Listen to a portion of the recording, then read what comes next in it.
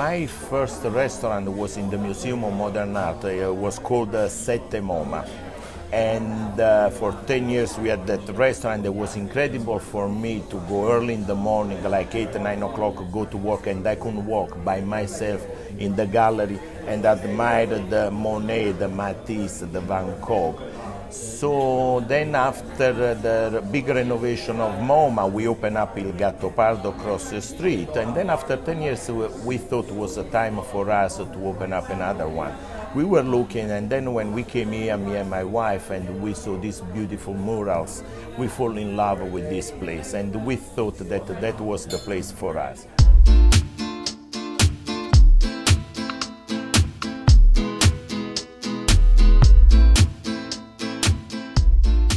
As I said, it was a year-long journey, very intense, but very nice. I think that this is still one of the most beautiful rooms in New York. My chef from Il Gattopardo, Vito Ignazio, to create this incredible menu, which is the Gattopardo menu from the south of Italy.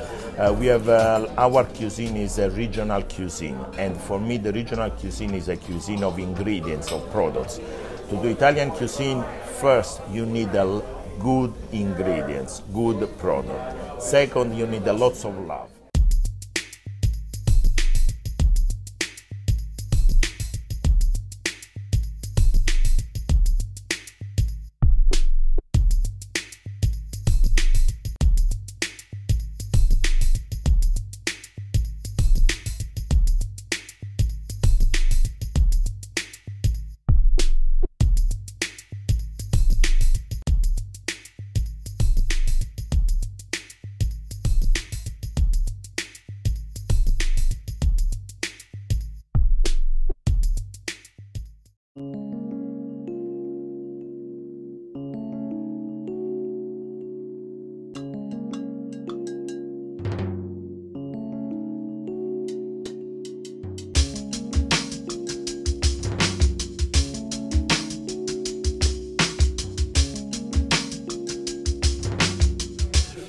Grazie, grazie. Allora, chiaramente benvenuti al nuovo del Leopard at Des Artistes. Dico due paroline riguardo il ristorante, in inglese e in italiano, parlo un po' tutte e due lingue. It's been a year journey, let me say so, since we took it over. Of course, with the knowing now what we went through, am I going to do it again? Of course not. You know, but has been an incredible journey. When we took it over, we saw those murals. We fall in love with the atmosphere. The history of this place was incredible. We heard so many stories. So we took it over. We did the demolition, and of course we found the things that really we didn't want to find. It was a 45-year-old restaurant. Managed by one of the legends in our industry here in New York, George Lang. This place started in the beginning of the century. It was the Hotel des Artistes, an hotel for artists.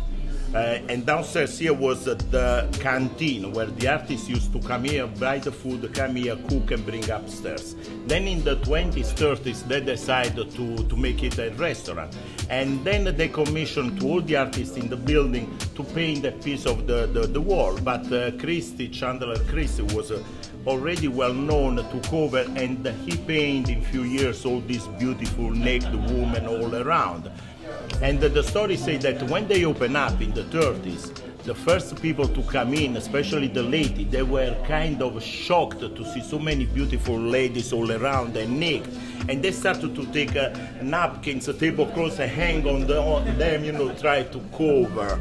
That's the legend anyway.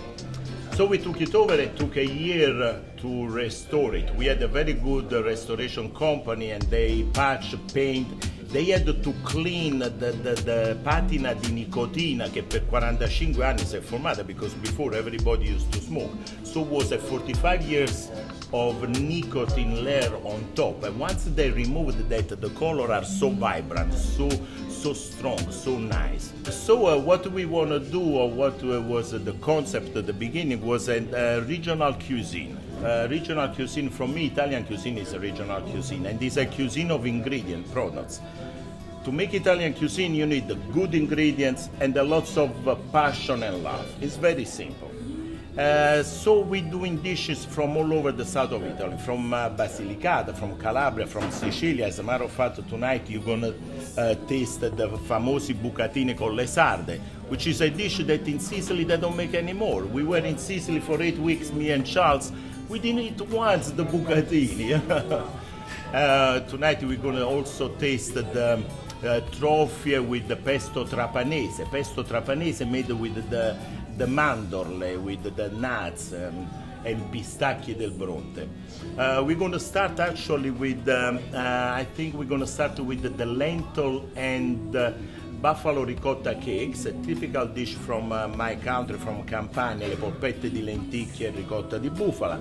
Then after that we're going to have some baccalà mantecato con un po' di polenta, poi le due paste e per finire il piatto forte del Gattopardo, che è il polpettone. Il polpettone, che è molto sofisticato, veramente a Napoli si faceva per pulire il frigorifero, come Rosario mi può insegnare. Quando si doveva pulire il frigorifero non c'è stava niente da mangiare, tutto quello che era rimasto nel frigorifero si metteva insieme e si faceva il polpettone. But right now is a very sophisticated, if you want to say, dish. And then we're going to finish as a sweet with some cannoli alla siciliana con la ricotta di pecora e un po' di frutta candida. Okay. Va bene, questo è tutto. Allora, buon appetito, va bene? Grazie. Prego. Grazie. Dai, salute. I'm actually pretty happy. Oh, definitely. I don't know. Cheers. Cheers. First time in my life, Sì. I made in polenta. Ah, sì? Because it's like a kind of a ideological thing, you know, I always refused to eat it. But offered by another Napolitan, I have to. Ma è lo scagliozzo, scusa. Lo scagliozzo. This is in escagliozzo verso. But I have Yeah. to tell you, I always this baccalà refused to. mantecato, Buono. You know, no? Sì. Polenta so is good, expression of so the creamy. food. How did you flavor. get it so food of- creamy? I Really? want to talk It's to the your So just chef. on principle, you said forget it. Especially because it's from Salerno, so we are from the same area. Maybe we'll share the secret. But this was the baccalà Naples was was the richest seriously city a in work of Italy in art. It was so good. 1860. It was so Really? good. Yes, Really loved it.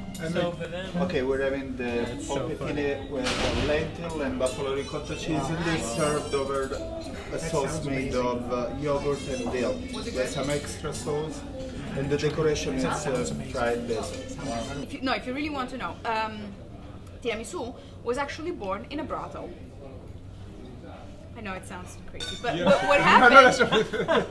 It's true. It was there was a tiramisu reason was I born liked in a it. brothel. Initially, it was called Zuppa del Duca, and it was in the Gran Ducato di Toscana, the Grand Duchy of Tuscany. I think that's how it's called. But anyway, in Tuscany, the king or the duke or whatever, however you want to call it, the regent was that guy. Exactly. the man.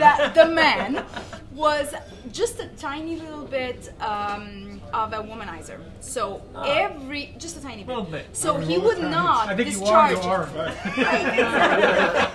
And he was Italian? That's crazy. I mean, seriously, like Berlusconi. Yeah, they're not known for And anyway, no, seriously, I have to say that. So basically, what happened was they would give him something that was a mix of sugar and egg yolk to and sponge cake to make him feel a little bit more energetic. Because in the morning, because in the morning after is an endless night of To literally It's pick them hard. up, right? to pick him up. Pick me up. After the debauchery, he needed a pick-me-up. So Okay. fast forward to the 1920s. In Rome, there are a lot of brothels.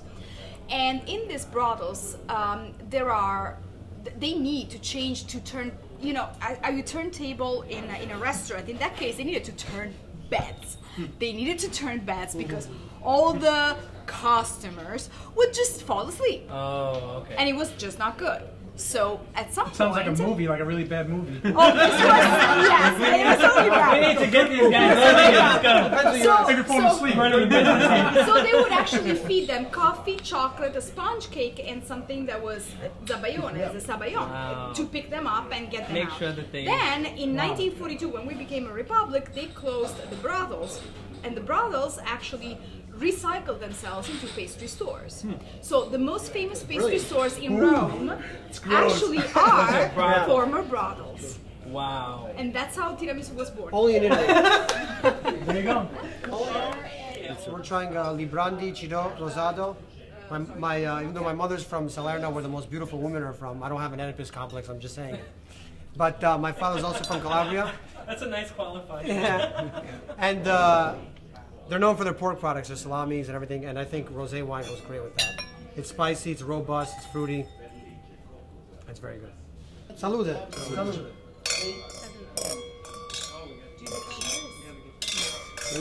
Don't cross. Look on. I'm very superstitious. You're Neapolitan, you're not Sicilian. Like all my life, I'm like, That's That's my good. favorite thing in the world. this looks great. The presentation really is so beautiful. Yeah. So it's like all Buon appetito. yeah, clean and Uva de Troia is a very interesting grape, also called Nero de Troia. It comes from the town of Troia, which is by Foggia. It's a very aromatic wine if it's made correctly without too much barrique. Is a very good producer who makes it, and I think it's one of the unknown and underrated wines from a very good region, which is of course Puglia. Of course, I brought 3 southern Italian wines tonight.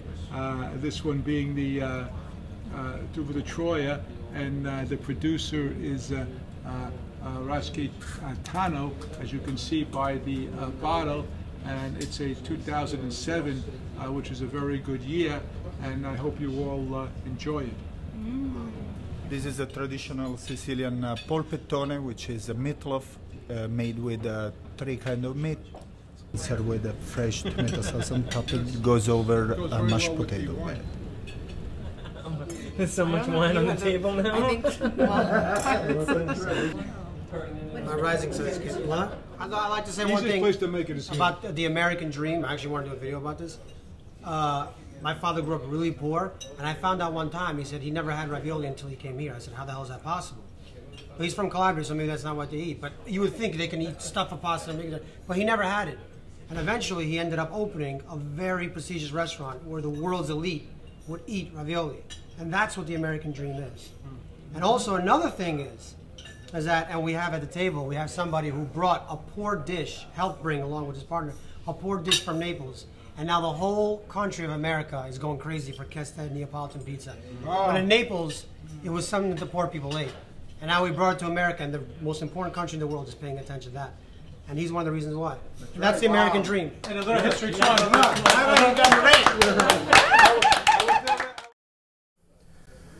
Nessun dorma, nessun dorma. Tu pure, o principessa, nella tua fredda stanza, guardi le stelle che tremano d'amore e di speranza.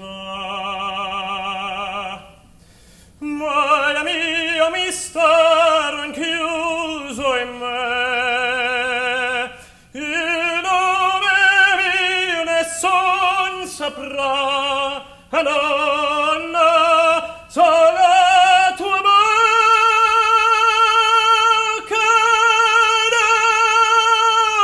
dirò quando la luce splenderà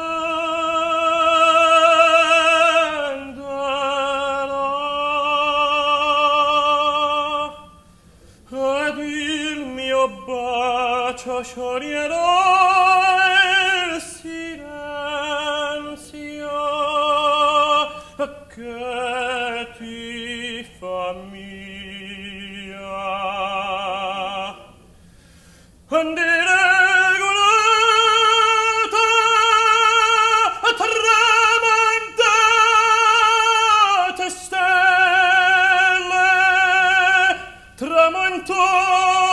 te stelle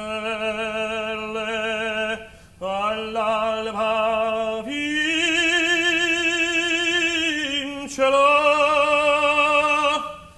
vincerò, vincerò.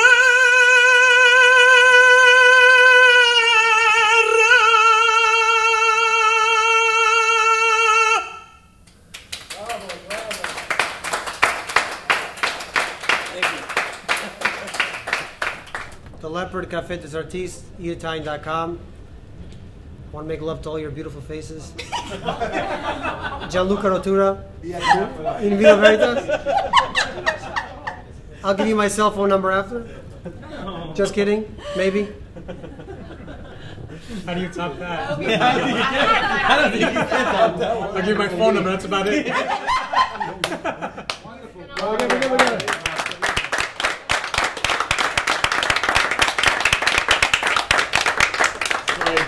We can say that now Café des Artistes speaks Neapolitan. Yes. Questo è il crew del Leopard des Artistes. Is our wonderful crew, our chef, our sous chef, and all the guys that every day make this wonderful food for our client, our customer, our friends. And we are very proud of these kids. Loyal this one, get up, get up. Che bella cosa la giornata è sole, n'aria serena dopo la tempesta,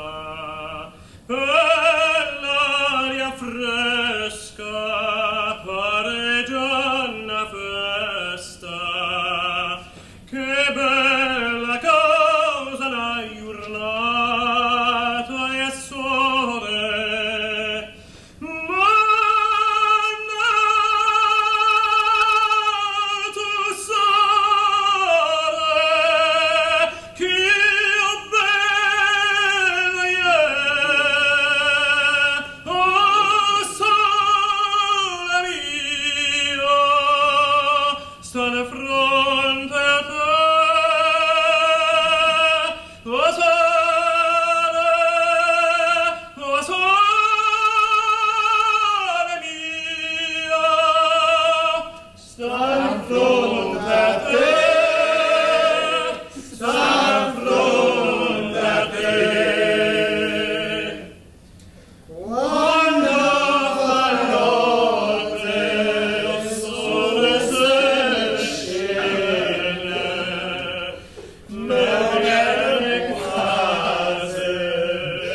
Amare